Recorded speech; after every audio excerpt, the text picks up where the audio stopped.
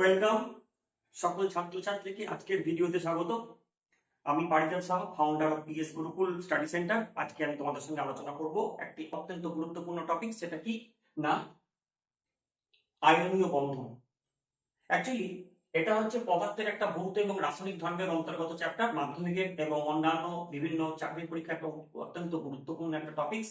এখান থেকে দেখো যে রাসায়নিক বন্ধন রয়েছে, সেই রাসায়নিক বন্ধনকে আমরা দুটো ক্যাটাগরিতে ভাগ করতে পারি। একটা হচ্ছে আয়নীয় বন্ধন এবং সমযোজী বন্ধন। আজকে আমরা পার্ট 1 এ আলোচনা করব আয়নীয় বন্ধন নিয়ে। তাহলে প্রথমেই দেখে নেওয়া যাক আয়নীয় বন্ধন বা তড়িৎযোজী বন্ধন কাকে বলে বা ব্যাপারটা কি। নিকটতম নিষ্ক্রিয় গ্যাসের সুস্থিত ইলেকট্রন বিন্যাস লাভের জন্য কোনো পরমাণু তার সর্বপৃষ্ঠ কক্ষপথের এক বা একাধিক ইলেকট্রন অন্য কোনো পরমাণু সর্বপৃষ্ঠ কক্ষপথে যখন স্থানান্তরিত করে এবং তড়িৎ আকর্ষণের দ্বারা যখন তারা পরস্পর যুক্ত হয়ে যৌগ গঠন করে, সেই যৌগ গঠনের সময় তাদের মধ্যে যে বন্ধন তৈরি হয়, সেই বন্ধনটাকে আমরা বলতে পারি আয়নীয় বন্ধন। আশা করি ক্লিয়ার করতে পারা যাচ্ছে। তাহলে প্রথম কথা হচ্ছে এখানে আমরা দেখো রয়েছে নিষ্ক্রিয় গ্যাস। প্রথম কথা হচ্ছে তোমরা জানো হিলিয়াম, নিয়ন, আর্গন, ক্রিপ্টন, জেনন, রেডন এরা নিষ্ক্রিয় গ্যাস এবং প্রত্যেকটা নিষ্ক্রিয় গ্যাস রাসায়নিকভাবে ইনঅ্যাক্টিভ, অর্থাৎ তারা রাসায়নিক বিক্রিয়ায় অংশগ্রহণ করে না। তাই প্রত্যেকটা মৌল এদেরকে টার্গেট করে, অর্থাৎ রাসায়নিক বিক্রিয়ায় যাতে অংশগ্রহণ করতে না হয় তার জন্য তারা নিষ্ক্রিয় গ্যাসের মতন আচরণ করে। তাহলে নিষ্ক্রিয় গ্যাসের ক্ষেত্রে এমন যে বিশেষত্ব রয়েছে, কি বিশেষত্ব যার জন্য নিষ্ক্রিয় গ্যাস কোনো রাসায়নিক বিক্রিয়ায় অংশগ্রহণ করে না, তা সেটি কি? সেটি হচ্ছে নিষ্ক্রিয় গ্যাসের যেটা সর্বনিষ্ঠ কক্ষপথ, সেই কক্ষপথে 8টা ইলেকট্রন থাকে। এখানে মাথায় রাখতে হবে ব্যতিক্রম হচ্ছে হিলিয়াম। একমাত্র হিলিয়ামের ক্ষেত্রে সর্বনিষ্ঠ কক্ষপথে 2টো ইলেকট্রন থাকে, বাকি সমস্ত নিষ্ক্রিয় গ্যাসের সর্বনিষ্ঠ কক্ষপথে 8টা ইলেকট্রন থাকে।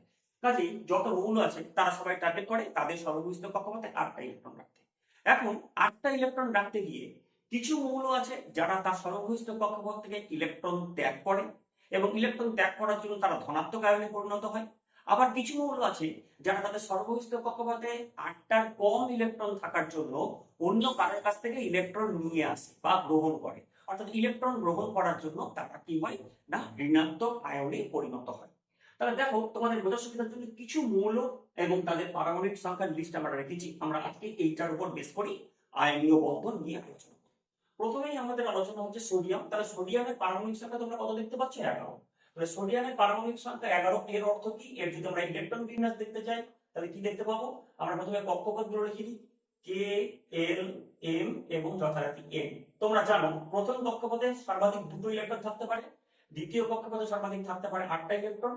তাহলে যেহেতু এর 11টা আছে, তাহলে লাস্ট কক্ষপথে থাকবে কটা? একটা ইলেকট্রন।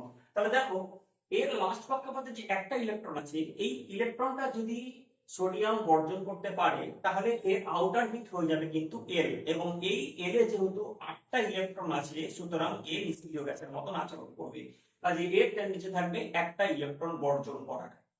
ঠিক একইভাবে যদি তোমরা ক্লোরিন নিয়ে চিন্তা করো তাহলে দেখো কি দেখতে পাচ্ছ।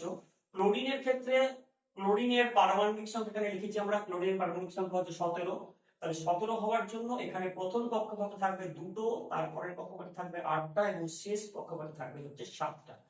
তাহলে এর ক্ষেত্রে দেখো এর যা কেস ছিল এর ক্ষেত্রে উল্টো কেস, অর্থাৎ এর লাস্ট কক্ষপথে 7টা ইলেকট্রন আছে। 7টা ইলেকট্রন থাকার জন্য এ সবসময় টার্গেট করবে তার লাস্ট কক্ষপথে একটা ইলেকট্রন আনতে, অর্থাৎ গ্রহণ করতে।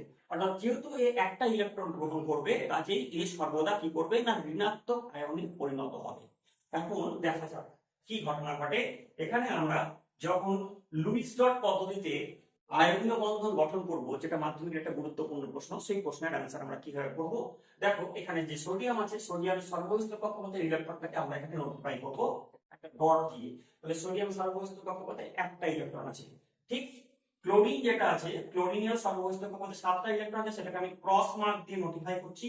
এখানে দেখো এর 7টা ইলেকট্রনকে আমি ক্রস মার্ক দিয়েছি, তাই টোটাল 7টা ইলেকট্রন বসেছে। এখন কি ঘটনা ঘটবে? সোডিয়াম ইলেকট্রন বর্জন করবে এবং ক্লোরিন সেই ইলেকট্রন গ্রহণ করবে, অর্থাৎ এখান থেকে ইলেকট্রনটা বেরিয়ে ক্লোরিনের সর্বনিষ্ঠ কক্ষপথে স্থানান্তরিত হবে। এর ফলে কি হবে? এর ফলে যে ঘটনাটা ঘটবে, Na ইলেকট্রন বর্জন করায় উৎপন্ন হবে Na+ আয়ন এবং ক্লোরিন ইলেকট্রন গ্রহণ করায় উৎপন্ন হবে ক্লোরিন- আয়ন। পরবর্তীতে এরা পরস্পর যুক্ত হবে, যুক্ত হয়ে গঠন করবে সোডিয়াম ক্লোরাইড অর্থাৎ NaCl।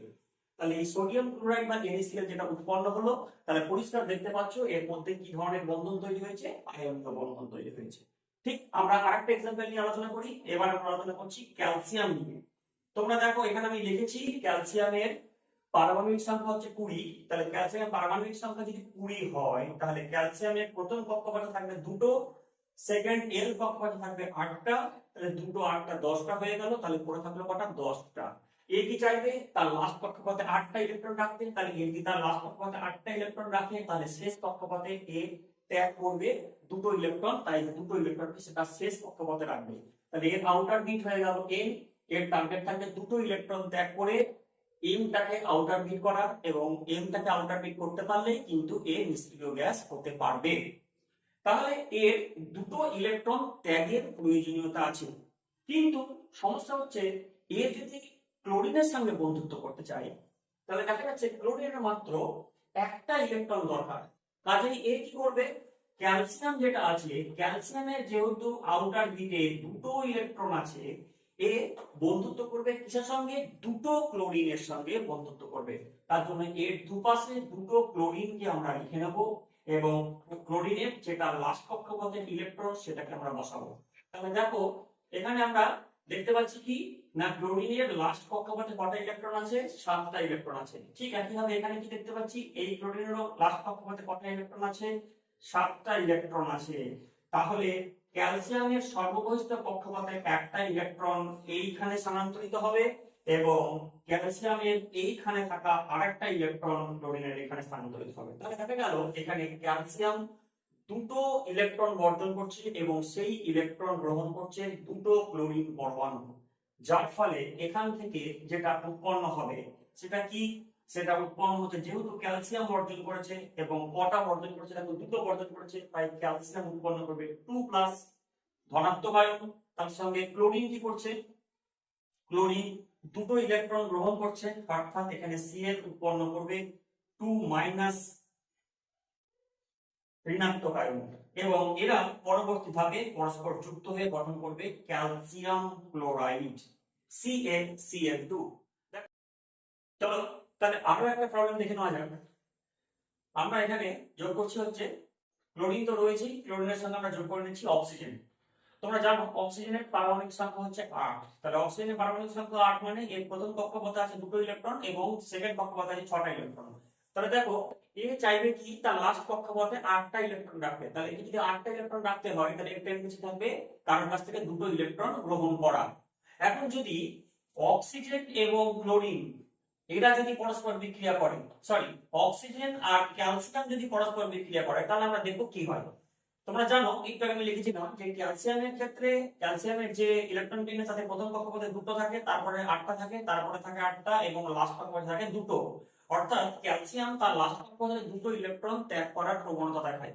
এখন আমরা যদি ক্যালসিয়ামের ইলেকট্রন বিন্যাস দেখাই লাস্ট কক্ষপথে, তাহলে দেখতে পাচ্ছি ক্যালসিয়ামের দুটো ইলেকট্রন রয়েছে, তার পাশাপাশি ক্লোরিন যেটা রয়েছে, সরি ক্লোরিন না, অক্সিজেন যেটা রয়েছে তার কক্ষপথে লাস্ট কক্ষপথে রয়েছে কটা ইলেকট্রন? 6টা ইলেকট্রন। তাহলে এই 6টা ইলেকট্রন থাকার জন্য এখানে কি হবে? এ তার লাস্ট কক্ষপথে 8টা ইলেকট্রন রাখতে গিয়ে ক্লোরিনের ত্যাগ করা ইলেকট্রন গ্রহণ করবে, এবং তার লাস্ট কক্ষপথে 8টা ইলেকট্রন বোঝাবে। তাহলে এর ফলে কি হবে? এখানে উৎপন্ন হবে হচ্ছে ক্যালসিয়াম Ca2+ আয়ন, এবং উৎপন্ন হবে অক্সিজেন যেহেতু দুটো ইলেকট্রন গ্রহণ করছে তার জন্য উৎপন্ন হবে 2- আয়ন বা -2 আয়ন। এবং পরবর্তীতে এই ক্যালসিয়াম এবং অক্সিজেন যখন যুক্ত হবে তখন উৎপন্ন করবে ক্যালসিয়াম অক্সাইড। ওকে, আশা করি তাহলে দেখো এই যে ক্যালসিয়াম অক্সাইড উৎপন্ন হলো, ক্যালসিয়াম অক্সাইডের মধ্যে আমরা কি ধরনের বন্ধন পেলাম? আয়নীয় বন্ধন। তোমরা ইচ্ছে করলে পারে ম্যাগনেসিয়াম ক্লোরাইডের মধ্যে কি ধরনের বন্ধন আছে সেটা তোমরা করে বাড়িতে দেখতে পারো। ওকে, বা তোমরা এখানে একটা জিনিস করতে পারো, সেটা কি না, ক্যালসিয়াম অক্সাইড আমরা এখানে যেমন করেছিলাম, ক্যালসিয়াম অক্সাইডের সঙ্গে তোমরা এখানে করতে পারো ম্যাগনেসিয়াম অক্সাইড। তাহলে এই দুটোকে তোমরা করে দেখো। আজকে তাহলে আয়নীয় বন্ধন নিয়ে যে আলোচনা করলাম, আশা করি তোমরা খুব ভালোভাবে এটা বুঝতে পেরেছো। পরবর্তী পার্টে আমরা আলোচনা করবো সমযোজী বন্ধন নিয়ে। ভিডিও শেষ করার আগে তোমাদেরকে বলে রাখি, যারা প্রথমবার এই ভিডিও দেখছো তারা অবশ্যই চ্যানেলটাকে সাবস্ক্রাইব করে দিও, এবং পাশে থাকা বেল আইকন প্রেস করে দিও, যাতে আমার পরবর্তী পার্টের ভিডিও আপলোড করলে তার নোটিফিকেশন সবার আগে তোমাদের কাছে পৌঁছে যেতে পারে। আর সেই সঙ্গে তোমরা পারলে এই ভিডিওর একটা লিংক তোমাদের বন্ধুদেরকে শেয়ার করে দিও, এবং তাদেরকেও দেখার সুযোগ করে দিও। তো তোমরা সবাই ভালো থেকো। আজকের ভিডিও এখানে শেষ করছি।